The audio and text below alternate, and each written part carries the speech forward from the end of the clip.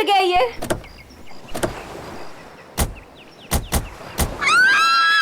यहाँ मैं और आयशा रहेंगे। वाओ, थैंक्स करण।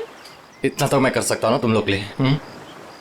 अब तुम्हें और आयशा को उस सड़े हॉस्टल में रहने की कोई जरूरत नहीं। बिल्कुल सही कहा करण। वैसे करण, मधु, मुझे लगता है ना कि जिस दिन तुम्हारी और मधु की शादी हो जाएगी ना, उस दिन तुम तो मधु को पूरा के पूरा मोहल्ला ही गिफ्ट में दे देने वाले हो।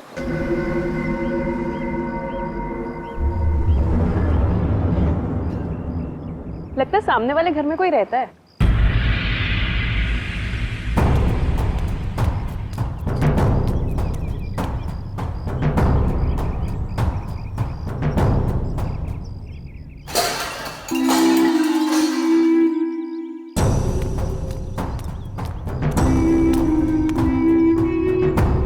हाय, आई एम मधु। ये आयशा, हम आपके पड़ोसी हैं। हाय। और आप? मैं सामने के घर में रहता हूँ अपनी माँ के साथ। मेरा नाम विनय है और वो खाना अच्छा बनाती है। अब वो कौन? मेरी माँ खाना अच्छा बनाती है। तुम कौन हो? मैं करण हूँ, मधु का बॉयफ्रेंड। बॉयफ्रेंड गर्लफ्रेंड बॉयफ्रेंड गलत बात है। नहीं, मैंने कहा है बॉयफ्रेंड गर्लफ्रेंड गलत बात है। विनायक,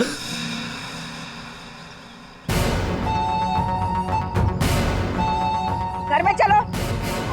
कितनी बार मना किया है कि अजनबियों से मत बात किया करो। आ रहा हूँ ना। देखो, वो मेरी माँ है, उनको नमस्ते करो। अरे नमस्ते करो उनको।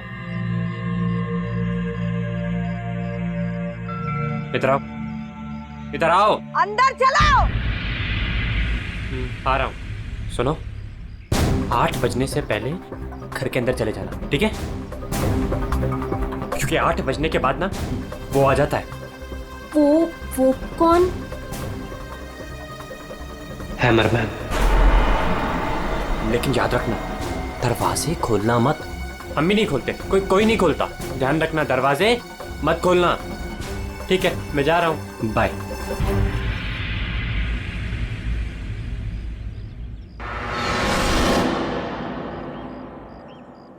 दिमाग खराब है इसका यार। इसकी माँ से बांध कर क्यों नहीं रखती है? क्योंकि उसकी माँ भी तो उसकी तरह अजीब ही है एक्चुअली। चलो सामान रखते हैं। यू आर ऑलराइट ना? या, I am fine.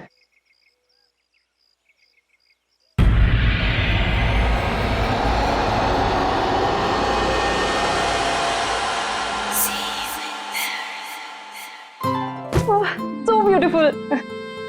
Thanks Karan, you really love me. अच्छा गाइस, सुनो ना, हम ना यहाँ पर एक कल गेट टुगेदर पार्टी करते हैं। व्हाट से? हाँ, कुछ भी करो यार, ये घर तुम्हारा ही है। और ये रही घर की चाबियां। एक सेकंड, एक चाबी मैं रख लेता हूँ, क्या पता कब जरूरत पड़ जाए। आयशा, एक चाबी तुम भी रख लो। ये लो। थैंक्स। ओह नो, क्या हुआ? 6:40 हो गए। मुझे सर्विस सेंटर जाना था अपनी कार लेने, और उसके बाद फिर माँ को भी मिलने जाना है। करण, एक मिनट रुको। मुझे रास्ते में अपनी कजिन क्या ड्रॉप कर दोगे? वो प्रोजेक्ट कंप्लीट करना है मुझे। अरे तुम मेरे साथ चलोगी तो मधु का ख्याल कौन रखेगा? करण, मैं अपने घर में हूँ, जंगल में नहीं हूँ। तुम आयशा को लेकर जाओ, don't worry, I will be fine. Are you sure? Yes. Thanks Madhu. लेकिन मधु, अंदर से दरवाजा बहुत अच्छे से बंद कर लेना। ओके, ठीक है, चलो बाय।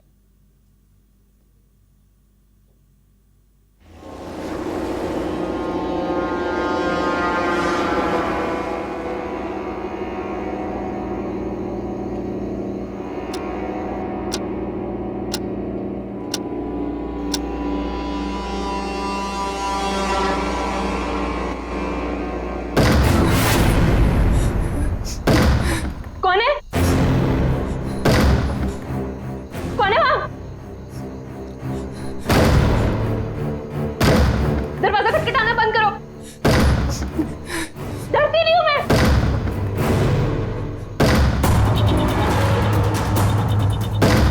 क्या करूं? यार, करण को फोन कर।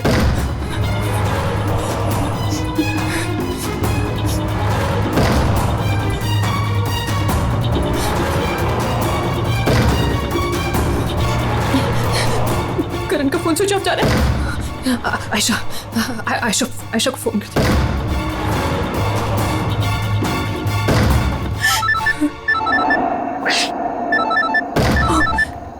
अब क्या करूं? अंधेरा करती हूँ।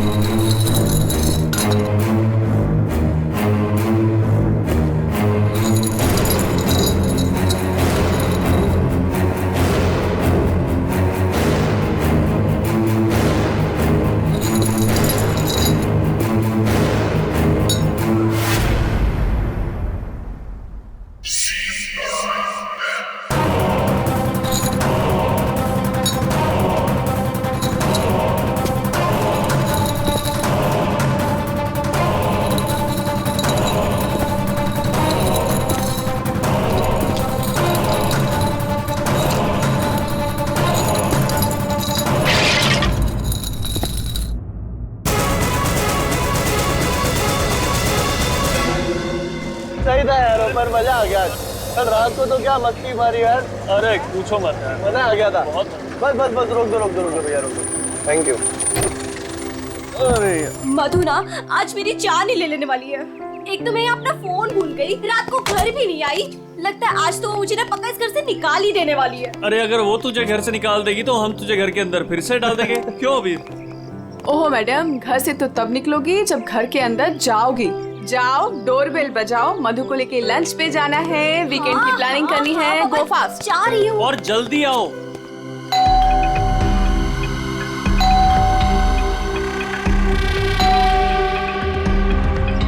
लगता है ना मैडम अभी तक सो रही है, दरवाजा ही नहीं खोल रही है। आयशा, तेरे पास इस घर की एक्स्ट्रा चाबी है ना? हाँ है। तो उस चाबी का क्या अचार डालेगी? जब चाबी है तो गेट खोलना, डोरबेल क्यों बजा रही है? ओ हाँ, मैं भी ना बिल्कुल पागल हूँ।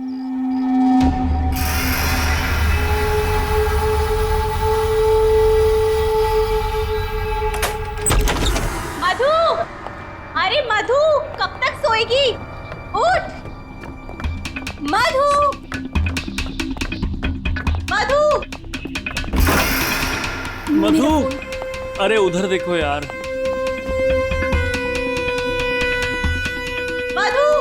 मधु बाथरूम में भी नहीं है। अरे वो तो बाहर भी नहीं है यार। यार ये मधु कहाँ चली गई है? मुझे बहुत टेंशन हो रही है। वो ठीक तो होगी ना? मधु, मधु, मधु, मधु,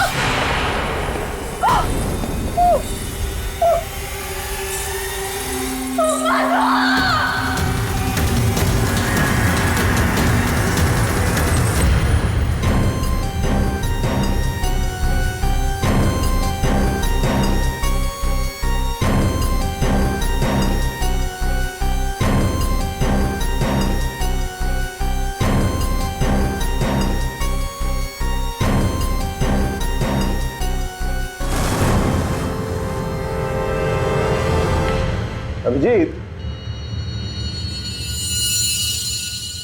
इस हथौड़े से जिस पर भी वार किया गया होगा ना, लगता नहीं वो जिंदा बचा होगा। सर मगर लाश कहाँ है? खूनी लाश ले गया और ये हैमर यहीं छोड़ गया। और हथौड़ा भी ऐसा जिस पर कहीं कोई फिंगरप्रिंट के निशान नहीं। और सर यहाँ पे तो कोई तोड़फोड़ भी नहीं मची हुई है, सब चीज अपने जगह पे। और दरवाजे का लॉक भी सही सलामत है, कोई फोर्स एंट्री नहीं है। और मधु के दोस्त भी बता रहे थे जब वो लोग अंदर आए तो ये दरवाजा खुला हुआ था। शायद खूनी के पास डुप्लीकेट चाबी होगी। दरवाजा खोल के अंदर आया, मधु के सिर पे हथौड़ा मारा और गायब। मगर यहाँ खून के छींटे भी नहीं दिख रहे। हथौड़ा मारा तो खून तो बहना चाहिए ना? शायद खून साफ कर दिया होगा। सिर्फ मधु ही यहाँ पे थी या कोई और भी था? नहीं सर, मधु इस घर में अकेली थी। इस घर की चाबी और किस किस के पास रहती है? सर, ये सवाल आपको करण से पूछना चाहिए सर। क्यों? करण से ही क्यों? करण ने ये घर आयशा और मधु के लिए लिया था। तो सर एक चाबी करण के पास भी थी। मधु और आयशा के लिए करण ने घर लिया था, क्यों? मधु करण की गर्लफ्रेंड थी सर। कल रात आयशा तुम कहाँ थी? सर वो कल रात मैं अपने कजिन को मिलने गई थी, वापस आना था तो लगेज यही छोड़कर गई थी, पर लेट हो गया था, सोचा कॉल कर मधु को सब बता दूं, पर अपना फोन भी यही भूल गई थी सर। जरा इस करण का फोन नंबर देना।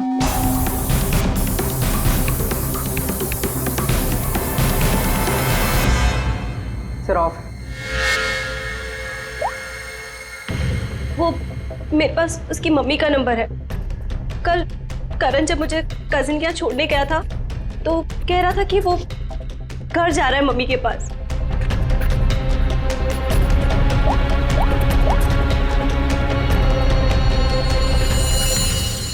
हेलो आंटी, करण है? कल रात को आया था क्या वो?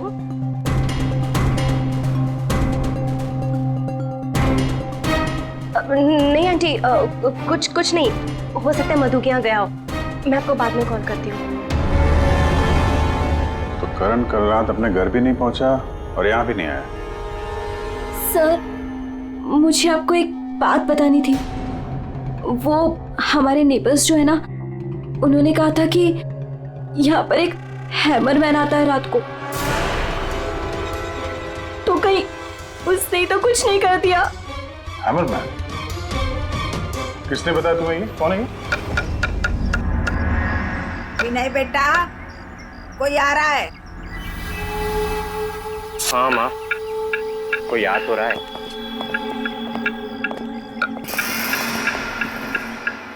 सब्जी काट रही है या लकड़ी काट रही है? काट वहाँ रही है, आवाज यहाँ तक आ रही है। रमोला जी, आपने कल इनसे हैमरमैन के बारे में कुछ बोला था क्या? आप ऑफिसर है, उस घर में कुछ हुआ है क्या? जी हम लोग सीआईडी से। उस घर में क्या हुआ ये बाद में बताएंगे। पहले आप लोग ये बताइए, हैमरमैन कौन है? क्या बता रखा है इन लोगों को आपने? नहीं है वो सच में। रोज शाम को आता है और हैमर से दरवाजे और खिड़कियों पे ठोकता है। आप देखिए ना, वो उधर निशान बने। कल भी आया था रात को 8:30 बजे। सामने के घर में ठोक रहा था। इसीलिए मैंने पूछा कि उस घर में कुछ हुआ है क्या? आपने हैमरमैन को देखा है? देखा है। आपने हैमरमैन का चेहरा देखा? हाँ देखा है। कैसे दिखता है वो मास्क पहनता है। अच्छा, कल रात भी कुछ हुआ था? कुछ देखा है, सुना है आप लोगों ने? हाँ देखा था।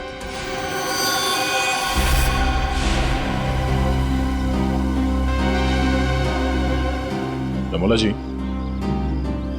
अभी आंख दिखाने से कोई फायदा नहीं।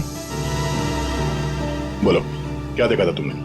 कल रात 8:30 बजे मैंने खिड़की से देखा कि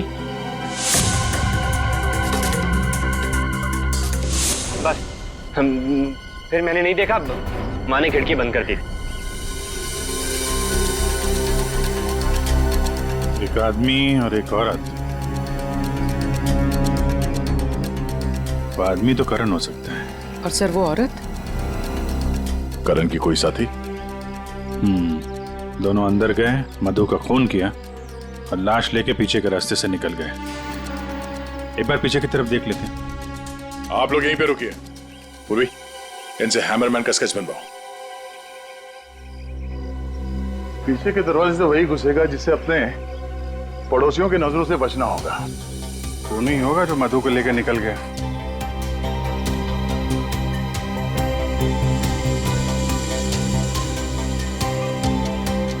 ऐसे कैसे हो सकता है कि कोई भी निशान नहीं छोड़ा? मधु को मार करके लेके गया तो भी कुछ ना कुछ तो छोड़ा होगा कोई।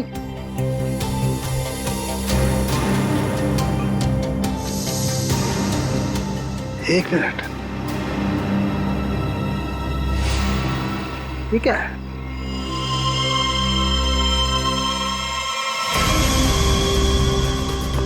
कुछ अलग से?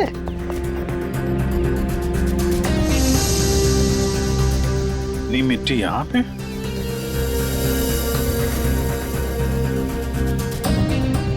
लगता है किसी ने यहाँ पे पैर वैर धुले हैं, इसलिए मिट्टी यहाँ पे है।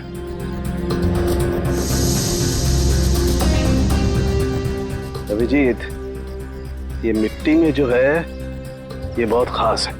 ये देखो, इस मिट्टी में एल्गी है। शैवाल? शैवाल एक तरह की इकाई होती है, और ये इकाई यहाँ की मिट्टी में नहीं हो सकती।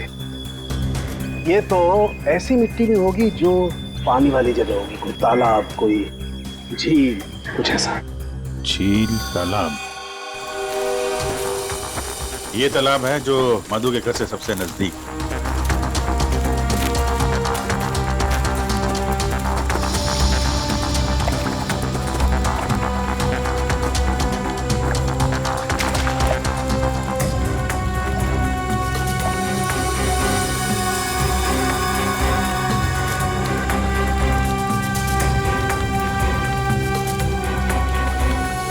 क्या अभिजीत, ये देखो, यही कीचड़ वाली मिट्टी उस मधु के घर में है। इसमें भी वही एल्गी है, वही काई। तब तो ये मिट्टी अपने आप तो नहीं आई होगी ना, कोई ले गया होगा यहाँ से। अरे यार पंकज, जो आदमी इस तालाब से मधु के घर गया होगा उसके जूते के साथ चली गई मिट्टी। अब गया तो वही होगा जिसके पास मधु के घर की चाबी थी।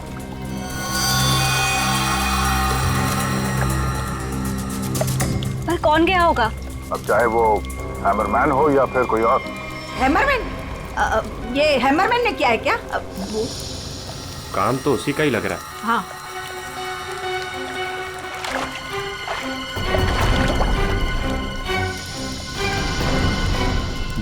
हाँ, वहां नीचे कुछ दिख रहा है।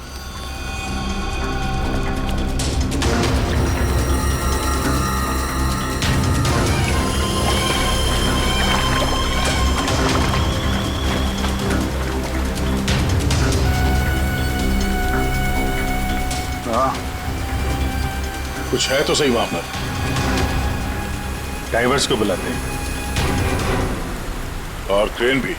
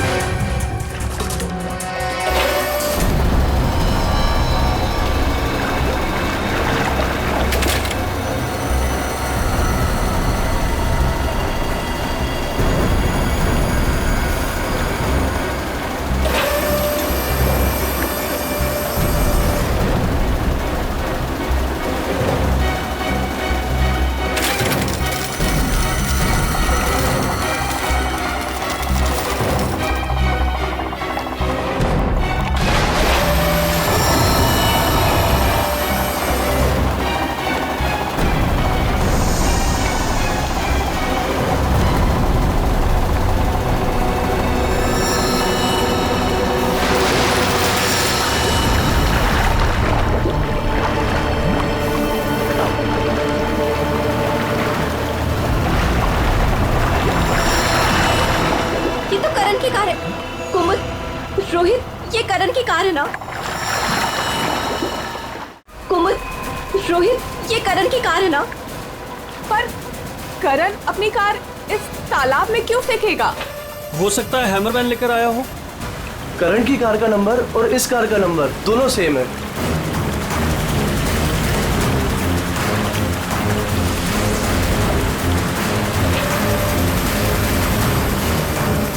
लेकिन ये कार यहाँ आई कैसे होगी? और जाहिर सी बात है, करण की कार अपने आप इस झील में तो नहीं गई होगी। और कल करण ने आयशा से कहा था ना, जब अपनी माँ के घर जा रहा है, तो अपनी माँ के घर तो नहीं गया, मधु के घर गया। मधु के घर की चाबी भी थी उसके पास। लगता है ये करण ही हैमरमैन हो। ये हैमरमैन के साथ मिलके उसने मधु का खून कर दिया, लाश इसमें डाल दी और कार पानी में फेंक दी। आप लोग यहीं पे रुकिए।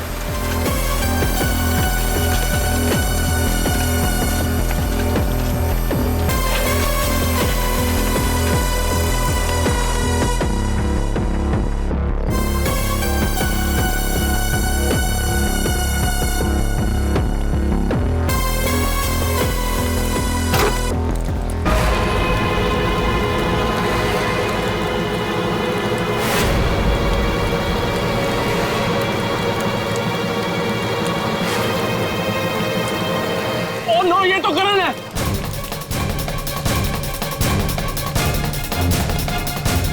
प्लीज प्लीज आगे मत जाइए।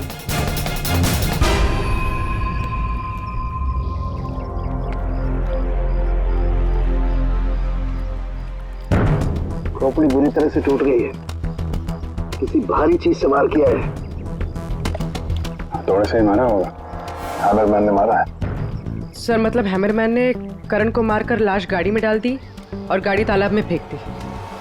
फेंका नहीं पूर्वी, इधर ढलान पे धक्का दिया और गाड़ी सीधा झील में। सर मगर अगर गाड़ी को धक्का मार के वहां तालाब में डाला है तो फिर ये नॉर्मल पतला दुबला आदमी नहीं होगा सर, ये हैमरमैन बहुत तगड़ा होगा सर, हट्टा कट्टा।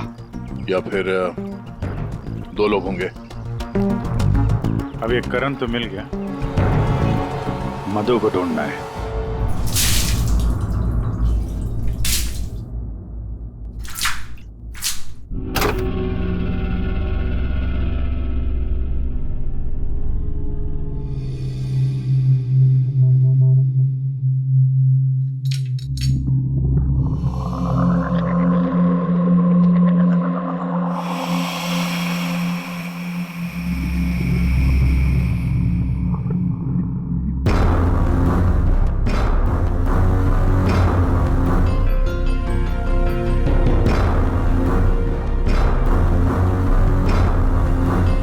कपड़े का टुकड़ा,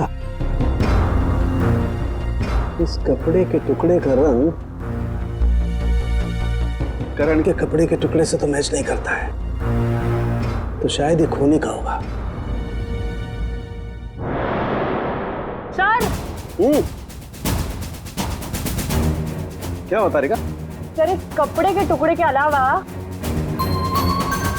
और भी ऐसा कुछ है जो हमें बहुत कुछ बता सकता है। अंगूठी डायमंड की है, लगता है कार चलाते समय गियर बदलते वक्त गिर गई होगी। तो ये लड़की कार चला रही होगी तो तारिका कार चलाने वाला इस मिरर को भी जरूर एडजस्ट तो करता ही होगा ना, क्या बोलती है? सही बात। तो फिर ये मिरर भी कुछ ना कुछ कहानी जरूर बताएगा।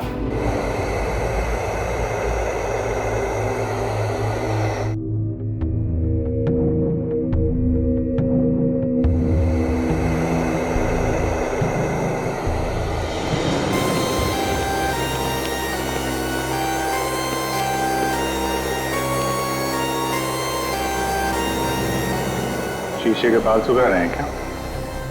पूरा शीशा सुखा रहा हूं। जब ये सूख जाएगा ना बहुत कुछ बोलेगा, लेकिन फिलहाल ये करण ने और अंगूठी ने जो बोला है वो सुन लीजिए। इस हथौड़े पर जो खून लगा है ना, बस ये करण के खून से मैच होता है। मधु के घर में करण की ही हत्या हुई। और सर ये हीरे की अंगूठी मिली हमें उस गाड़ी में से, ड्राइवर सीट के नीचे पैरों के पास। ये अंगूठी? ये तो मधु की है। हाँ सर, हमने मधु के घर से उसके कुछ फोटोग्राफ्स लिए थे, उसमें मधु ने यही अंगूठी पहन रखी।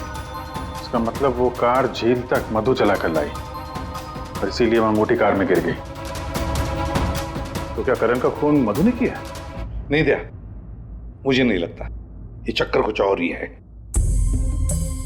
अगर ये अंगूठी मधु रेगुलरली पहना करती थी तो इतने आसानी से उंगलियों से निकलेगी ही नहीं ना, वो गिरेगी ही कैसे?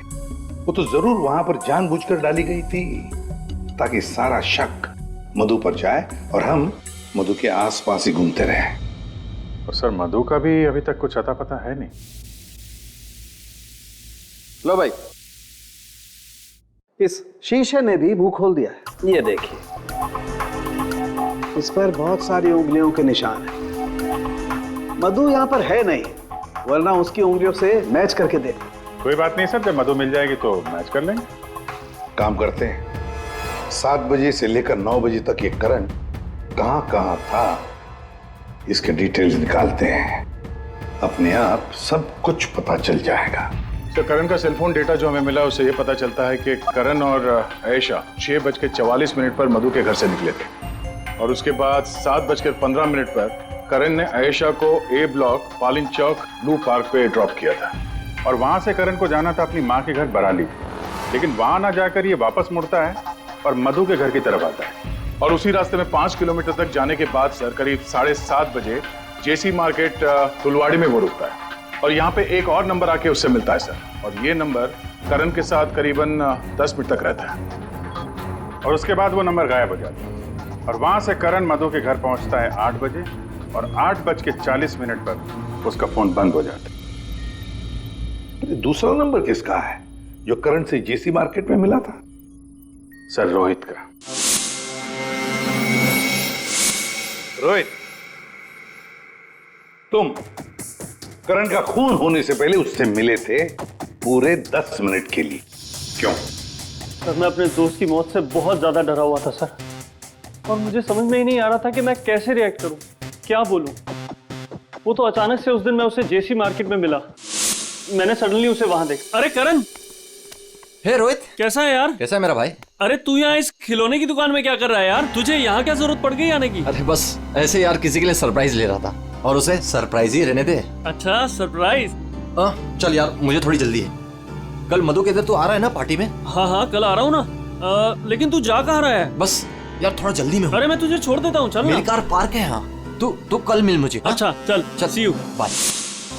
और मेरे लिए तो ये सरप्राइज की बात थी सर, क्योंकि मैं उससे 2 महीने बाद मिल रहा था। ठीक है, तुम जा सकते हो, लेकिन जब तक इस केस की तहकीकात पूरी नहीं होती तुम ये शहर छोड़कर कहीं नहीं जाओगे। जाओ।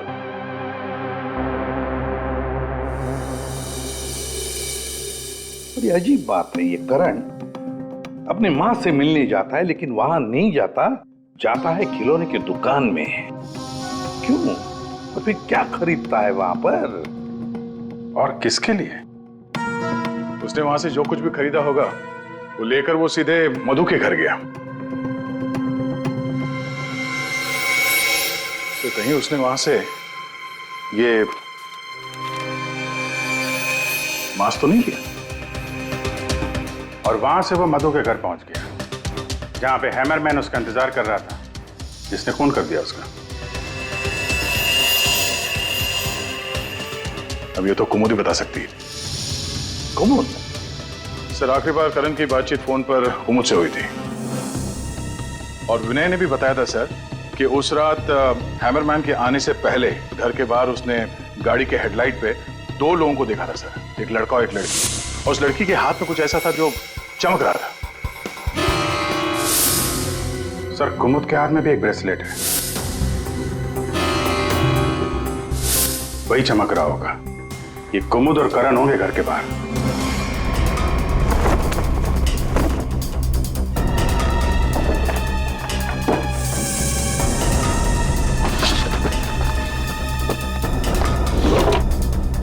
जब से करण की लाश मिली है तालाब में, तब से खूनी और भी होशियार हो गया है। सर लगता है ये टीम बहुत छोटी है सर, कुमुद, मधु और ये हैमरमैन। लेकिन ये हैमरमैन मिले तो सही, अभी तक तो सिर्फ उसका हैमर ही मिला है तो उसने हमारे लिए छोड़ा है। मैन तो गायब ही है। सर ये कुमुद तो भागने की तैयारी से घर से निकली, सारे कपड़े लेकर भागी और उसका मोबाइल भी स्विच ऑफ आ रहा है। अरे ये कहां से आ गए यहाँ पे? कौन कहां से आ गया? ये देखो, इसका मतलब है ये कुमुद रमोला और विनय को पहले से जानती थी। एनवेलप पे डेट पिछले महीने की है और ये कुमुद बोल रही थी कि ये रमोला और विनय को पहले कभी मिली ही नहीं। तो कहीं ये माँ बेटे रमोला और विनय इस पूरे साजिश में शामिल तो नहीं है? मिलते हैं माँ बेटे से।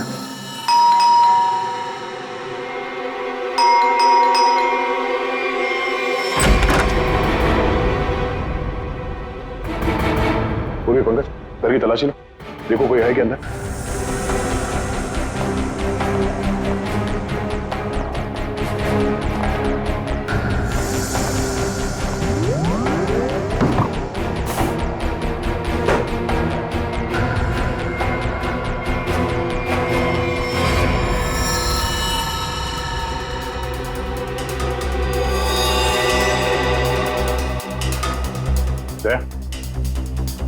हाँ,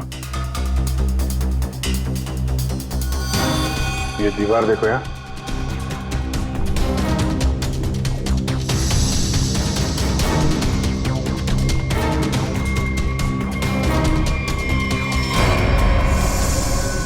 पेंट अभी ताजा है।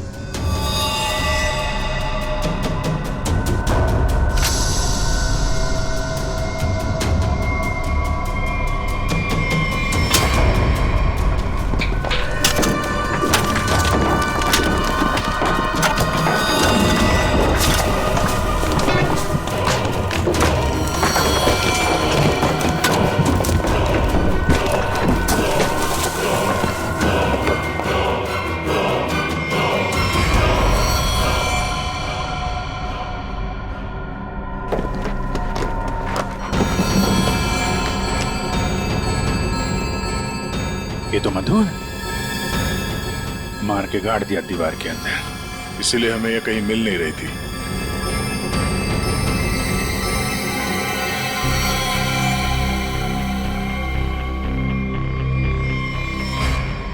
सर इसे भी हथौड़े से मारा। इसके सर पे भी वैसी ही चोट है जैसे करण के सर पे थी। यार ये जो कुछ भी हुआ है कल रात 8:30 बजे के बाद ही हुआ है। बारिश के दिनों में ये दीवार इतनी जल्दी सूख कैसे गई?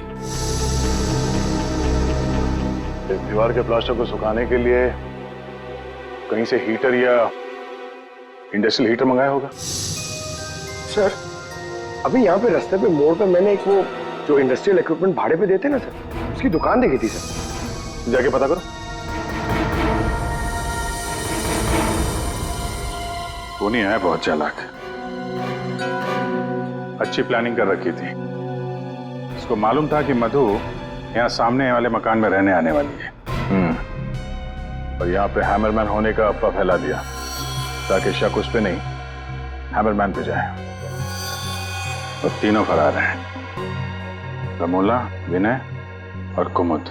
सर मैंने इंडस्ट्रियल हीटर के सप्लायर के बारे में पता किया था।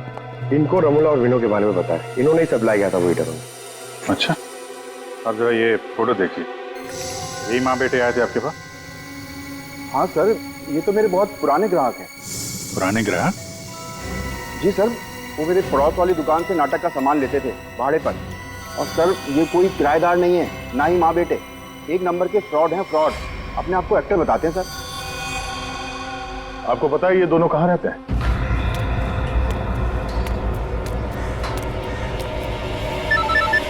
तो निकल, मैं मिलता हूँ। हाँ चल मिलते हैं। हेलो, मैं चंपा बोल रही हूँ, चाय पानी फिल्म से। हाँ जी बोलिए ना। आपकी एक्टिंग के इतने चर्चे सुने और आपका नंबर मुझे इतनी मुश्किल से मिला है। बस हमने डिसाइड कर लिया है, हम आपको अपनी अगली फिल्म में लॉन्च करेंगे। लॉन्च करेंगे मुझे? मतलब आखिर आपने मेरा टैलेंट पहचान ही लिया। हाँ, अब 1-2 दिन में शूटिंग शुरू हो जाएगी। बस एक प्रॉब्लम है, आपकी बड़ी बहन के कैरेक्टर के लिए कोई अच्छी एक्ट्रेस मिल नहीं रही। बस वो कंफर्म हो जाए तो हम शूटिंग शुरू कर देंगे। अच्छा बड़ी, अरे है ना, बड़ी बहन है। मैं आपकी प्रॉब्लम सॉल्व करता हूँ। अरे वाह, आपने तो मेरी टेंशन ही खत्म कर दी। आप अपनी गली के बाहर आ जाइए, मैं गली नंबर 7 पे खड़ी हूँ। अरे तेरी, अरे मौसी बाहर निकलो। क्या है? अरे बाहर निकलो। क्या हुआ? अरे अपनी किस्मत खुल गई, रोल मिला है अपने को। रोल? हाँ। कौन दे रहा है? कहाँ? अरे बाहर खड़े हैं ना गली के, तुम चलो मेरे साथ। चलो चल, चल, चल। चलो चलो।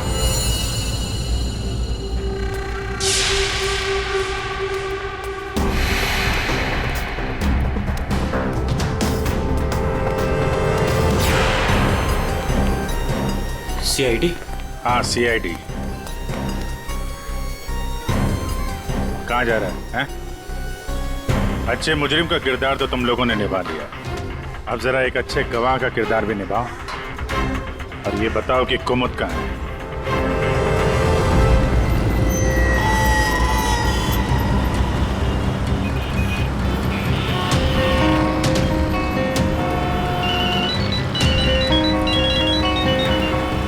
अरे तुम यहाँ हूँ, मैंने ध्यान ही नहीं दिया।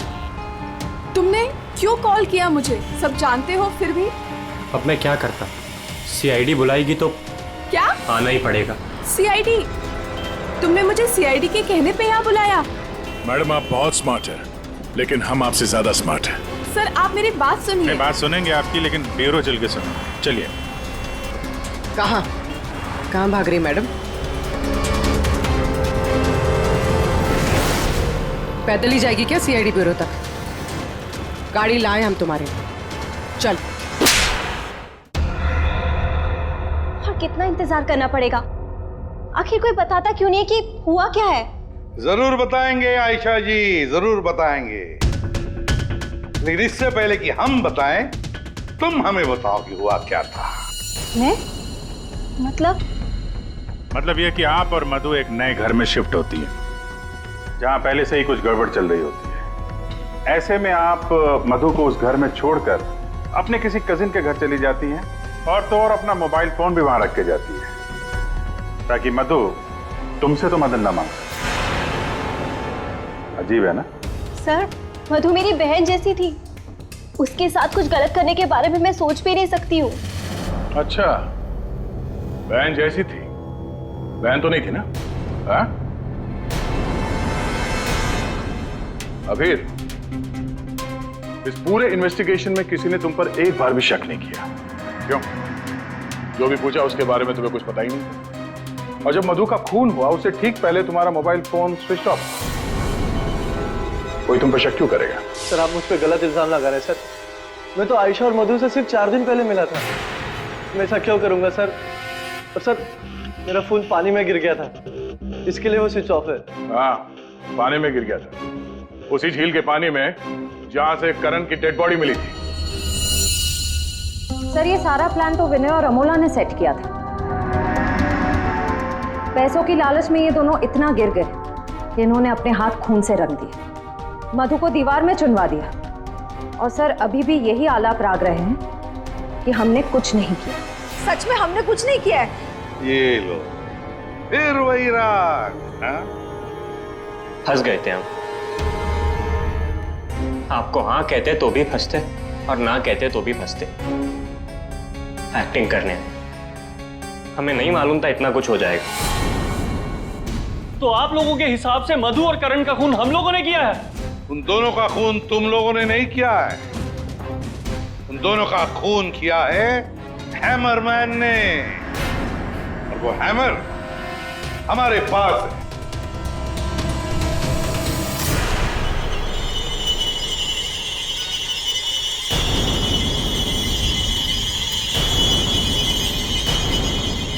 कुमुद, ये कहाँ थी? ये हैमर छुपाने गई थी, हमने ढूंढ निकाला, है ना? I'm sorry रोहित, मुझे माफ कर दो। तुमने मुझसे वादा किया था कि तुम मेरा नाम नहीं लोगे, मैं तुम्हें छोड़ूंगा।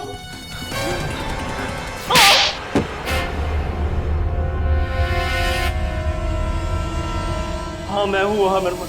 क्यों मारा तुमने उन दोनों को? वो दोनों तो तुम्हारे दोस्त थे ना? कोई दोस्त नहीं, कोई प्यार नहीं, वो दोनों धोखेबाज थे। मधु 5 साल से मेरी गर्लफ्रेंड थी, और 5 मिनट में उसने मुझे लात मार दी उस करण के लिए। जानते हैं क्यों? क्योंकि उसके पास पैसा था, और उसी समय मैंने डिसाइड किया कि मैं उससे बदला लूंगा, उन दोनों से। तुमने इसका साथ क्यों दिया?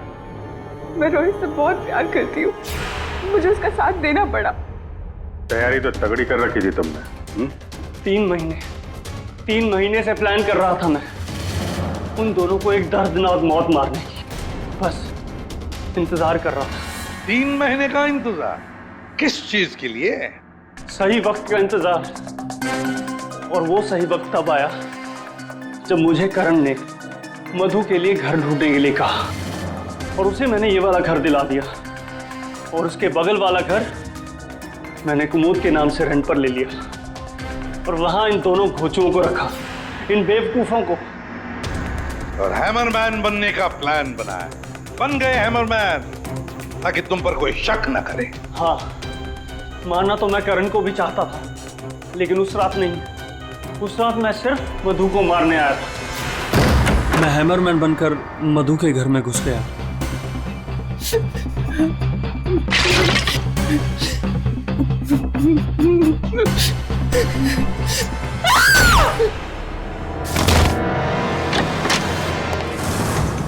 और मुझे इस बात का बिल्कुल भी अंदाजा नहीं था कि करण भी वहां पर आ जाएगा।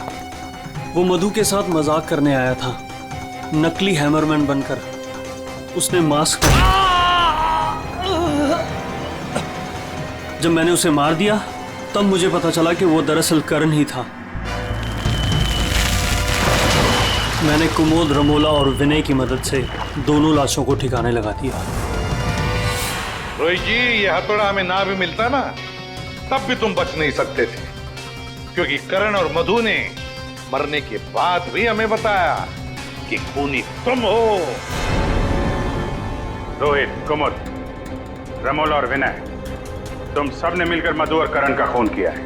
अब जेल में बैठकर हैमरमैन की नई नई कहानियां सुनाते बैठना इन सबको, तब तक फांसी का ऑर्डर तो आ ही जाएगा।